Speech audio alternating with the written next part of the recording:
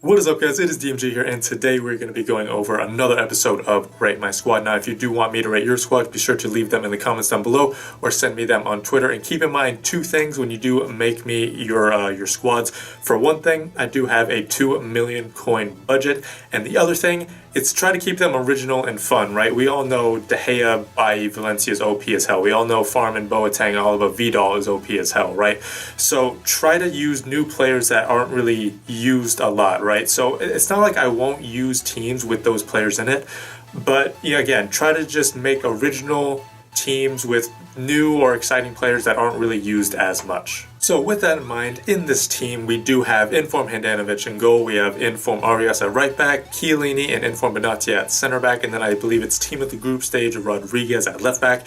Center mid is Inform Nainggolan, left and right mids are Inform Alexandro, and second Inform Lozano. Center attacking mids are Prime Bergkamp, second Inform Milinkovic-Savic, and then at striker is I either sub in the Footmiss Muriel or I sub on Bale. Now we do also switch formation to the 4-1-2-1-2 narrow. So at defensive mid was Alexandro, left and right center mids are going to be Milinkovic and Nainggolan. Center attacking mids is going to be Prime Bergkamp, and then a striker again, either going to be Bale or Footmiss Muriel, whichever one I subbed on, and then the second Inform Lozano. So the team overall was around 1.92 million coins, and for that price, I actually did think the team was worth it. It was very good overall. I would say just as a baseline, kind of like a floor, I would say it was a very good team. It had the potential to be probably one of the best teams I'd use. There are some games where literally everyone was in the right position and everyone was very physical, as well as a very physical team. Even Bergkamp had, 77 strength or something like that. And of course, Milinkovic, Sandro, Nainggolan, they're all physical as well. So that was very nice to have in the midfield. But then there were also games where they would just be very, very bad. Like it wouldn't even be worth 100k. It felt like, right? And it wasn't because of the gameplay, some games at least, some games where it was because of the gameplay, but some games it was because of the gameplay or the input lag or anything like that. It was just the positioning, which I think says more about the players themselves rather than the gameplay. So again, that wasn't very often, but I mean, the fact that it happened, at least it did happen more often than it should have for a 1.92 million coin team. So that was for just kind of the team in general, but I do want to go over each individual player, starting with the first Inform Handanovic in goal. Now, he started out being very poor, like he couldn't save anything. His shots would go right at him, it would just go right under his arm. He would parry shots straight to an attacker, and it seemed like he wasn't even worth, buying his regular 87 or 88 card. But after a few games that he actually started to show his worth, I would say best keepers in the game, De Gea and Farman are up there, right? De Gea is obviously, for me at least, the best keeper in the game, and Farman is a cheap De Gea. And then after that, just kind of drops down level by level. So while Handanovic isn't at that top level, he's still a very, very good keeper, I would say. Probably one of the best ones to go with in this Serie A. But again, if you do use him, be sure to give him a few games to kind of adjust, because again, first few games, he's not going to be that good for you. Now with the defense, we do have Inform Arias at right back. I mean, he's a decent player, nothing too amazing, but he's not bad by any means. He does link up with Lozano, so if you do have, you want to start Lozano, then you can use Arias, right? Arias is good enough to the point where you can use him, so you can start, first or second Inform Lozano. That's what Arias does provide you. He also does have an 84 rated Inform, I believe, which looks to be very solid, so, try that out as well. But, if you want second Inform or Inform Lozano to be starting your team, Arias will let you do that.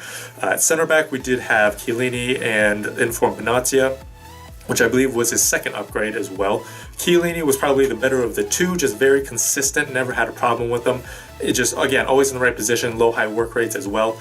Benatia was usually very good, and usually the defense was solid. That was probably the most consistent part in the team.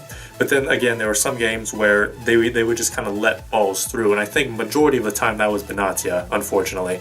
So, of those two, I would say Chiellini was the one to go with. He was the man, but, Benatia wasn't bad by any means. He was still a very solid center back. Just keep in mind that he does let in a few mistakes every now and then.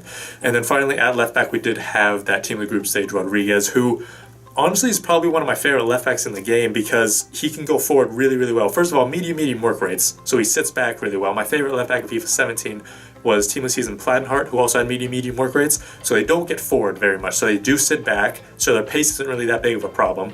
But his free kick is insane. He has a great passing in general. His dribbling is very good.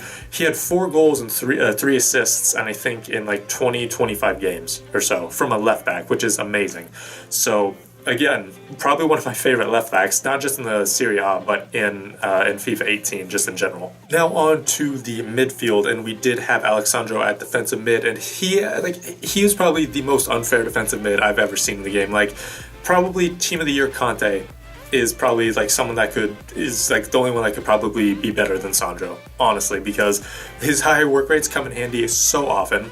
He has 87 pace, he has good physical, good dribbling, good passing, good defending, just insane, defending stats and physical stats. His shooting isn't great, but he could still, hit a goal or two if need be, I would say. But like he's literally everywhere. He's pretty much just like Conte, right? So honestly, like, He is at left mid, he is at left back, so it's going to be hard to put him at defensive mid. But, if he's at left mid, that's going to be easier to put him at the defensive mid spot just because you can switch some players around, right? So, personally, that's what I did, right? And again, probably one of my favorite defensive mids that I've used all year. And then for left and right center mids was Inform Milinkovic, Inform Nainggolan. Milinkovic is as good as everyone says. He is the Calcio Pogba, not even the cheap Pogba. He is just the Serie A Pogba. He is that good. 4-star weak foot, 4-star skills, 6'3". He does get forward more often than I would like. He does have high medium work rates. But I mean, even then, right? Sometimes high medium work rates for players, they even kind of track back a little bit. He always goes forward. So keep that in mind. If you need him to defend, he's capable of defending, but he will not run back. You will have to drag him back. So keep that in mind. If you do use him in a more defensive spot, you are going to be disappointed. Then for Nainggolan, honestly, one of the most disappointing players I've used this year, and there were games where he wasn't even disappointing, he was just bad. Like, I just would not want to use him because of how poor he was. Like, his best games were he was doing what he was supposed to do. That was his best game, just doing what he was supposed to do. He never went above and beyond that. And then his worst games, probably the worst center mid I've used in all of FIFA 18. So, I mean, I'm not sure. It was mainly just his positioning. His positioning was always bad. He was running around like he was, it was like a chicken with his head cut off, right? He never knew how to position himself. And it seemed like he would always make something worse, whether it was in the attack or while he was defending. So, I mean, I'm not sure what to make to that. It could be his inform. I could have, it was with the basic chem style. I maybe had to put a shadow on him or something. But I just found him to be very, very bad. Again, not even disappointing, just flat out bad. And then finally for the attack, we did have the Prime Bergkamp at center attacking mid, second form Lozano at striker, along with either Bale or Muriel. So I'll go over Bale or Muriel first. Honestly, Muriel, again, he does have an inform that matches his fitness card. On his best day, he's probably one of the best, if not the best striker in the game. He has great strength, 4-star weak foot, which feels like a 5-star weak foot, best finesses in the game.